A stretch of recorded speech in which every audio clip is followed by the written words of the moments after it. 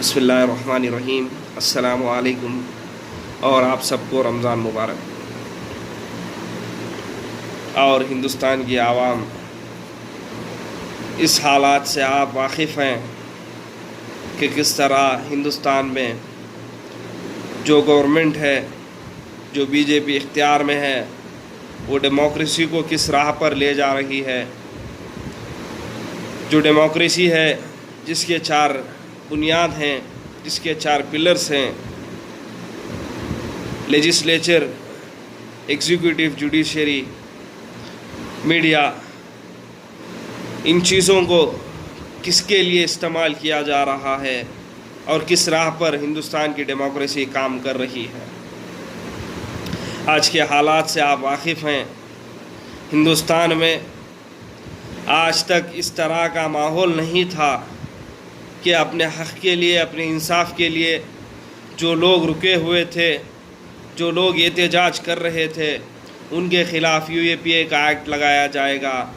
اس طرح کا منظر، اس طرح کا ایک فیصلہ جو ہندوستان میں اگر ہو رہا ہے تو یقیناً ہندوستان کی ڈیموکریسی کے نام پر، ہندوستان کی جو جوڈیشری ہے اس کے نام پر یہ ایک طرح کا ظلم اٹھایا گیا ان لوگوں پر جو اپنا حق مانگ رہے ہیں، آرٹیکل 14 کا وائلیشن ہونے سے روک رہے ہیں اور اپنا حق درج کر رہے ہیں۔ جو CAA کے خلاف کھڑے تھے لوگ، جن میں عمر خالد اور ان کے ساتھی ہیں، کچھ جرنلسٹ ہیں اور کچھ اسٹوڈنٹس ہیں، ان کے اوپر UAPA کا ایکٹ لگایا گیا۔ آج ہندوستان کی جو جوڈیشری ہے، جو سپریم کورٹ ہے، اس کے پاس وقت نہیں ہوتا کہ جو دلی کے فسادات ہیں ان پر ایک ہیئرنگ ہو۔ جو پولیس کا ظلم تھا دلی کے ان لوگوں پر جو CAA کے خلاف رکے ہوئے تھے، ان پر کوئی ہیئرنگ نہیں ہوتی۔ جو کشمیری لوگ ہیں جو اپنے حقوق کے لیے تڑپ رہے ہیں، ان پر کوئی سپریم کورٹ ہیئرنگ کا وقت نہیں دیتا۔ ہندوستان کی سپریم کورٹ کے لیے اہم اور ضروری وہ شخص ہے جو ہندوستان کے نام پر ہندوستانی لوگوں کو بانٹ رہا ہے، جو ہندوستان میں رہ کر ایک آتنک پھیلا رہا ہے۔ آپ اگر اسے آتنکوادی بھی کہیں یا ٹیررسٹ بھی کہیں تو اس کے لیے یہ نام بخوبی سوٹ ہوگا، کیونکہ اگر آتنکی کا کام دہشت پھیلانا ہوتا ہے، نفرت پھیلانا ہوتا ہے، تو یہ ارنب گوسوامی ریپبلک ٹائمز میں بیٹھ کر، ریپبلک نیٹ ورک میں بیٹھ کر یہی تو کام کر رہا ہے۔ ہندوستان میں جو سیکولرزم ہے اس کو ختم کرنے کا کام میڈیا چینلز کر رہی ہیں، وہی دوسری طرف ہندوستان کی موجودہ گورنمنٹ، جو موجودہ سرکار ہے، اس کا ساتھ دے رہی ہے۔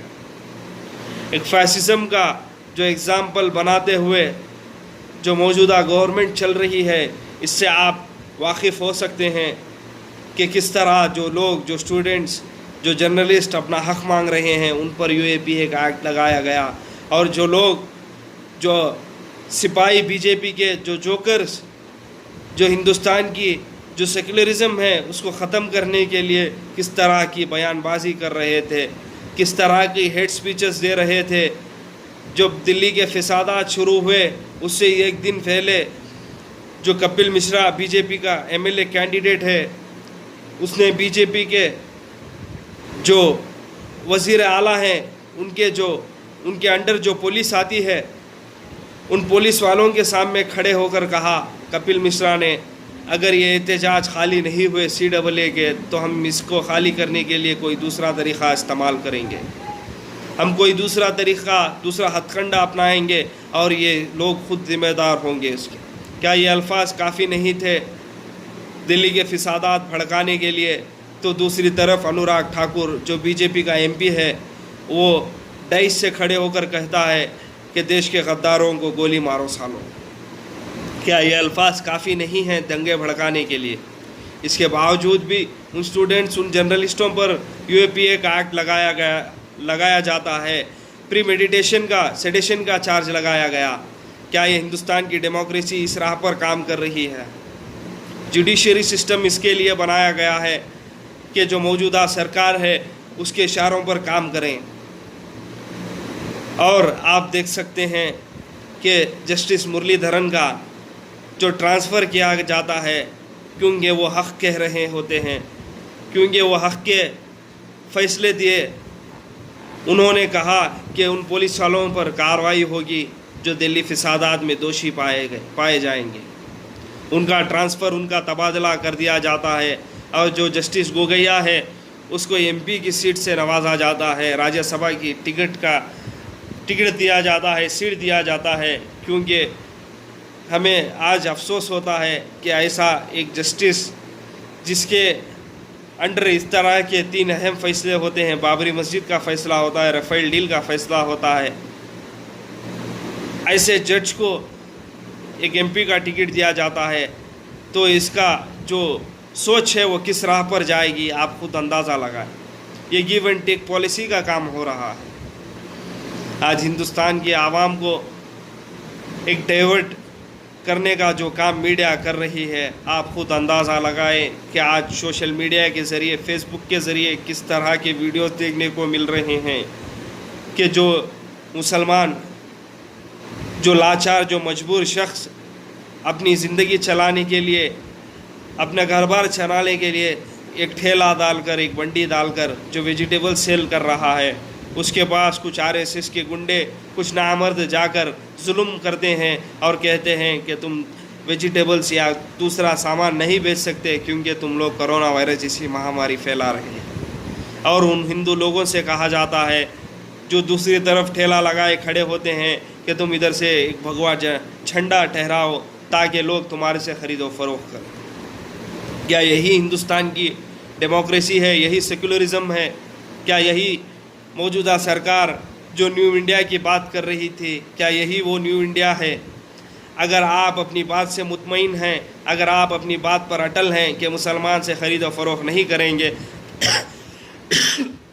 مسلمان سے خرید و فروخت نہیں کریں گے, تو آپ اپنے آپ سے چیلنج کر لیجئے کہ آج ہندوستان میں جو دوسری 2 سب سے بڑی کمپنیاں ہیں جو کرونا وائرس جیسی مہاماری کو ویکسین تیار کر رہی ہیں وہ بھی مسلمانوں کی ہے. جو سپلا اور ویکارڈ ہے وہ مسلمانوں کی دی ہوئی کمپنی ہے.